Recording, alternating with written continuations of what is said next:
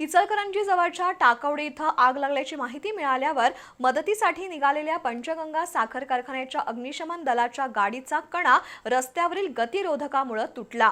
त्यामुळे गाडी निकामी झाली। आपत्ती व्यवस्थापनासाठी निघालेल्या गाडीवरच आपत्ती कोसळल्याची चर्चा सुरू झाली।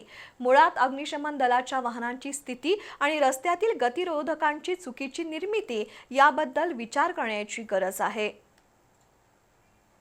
टाकवडे इथं आग लागल्याची माहिती मिळाल्यानंतर पंचगंगा सहकारी साखर कारखान्याच्या अग्निशमन दलाची गाडी तातडीनं मदतीसाठी निघाली। पण शहापूर इथं रस्त्यावरील गतिरोधकावर आल्यावर गाडीचा कणा तुटला। त्यामुळे गाडी जागेवरच निकामी झाली। या अपघातात कसलीही जीवितहानी झाली नाही, पण आग विझवण्यासाठी निघालेली गाडी रस्त्यावरच थांबून राहिली। काही वेळानंतर गाडीतील पाणी रिकामं करून ही गाडी दुरुस्तीसाठी नेण्यात आली।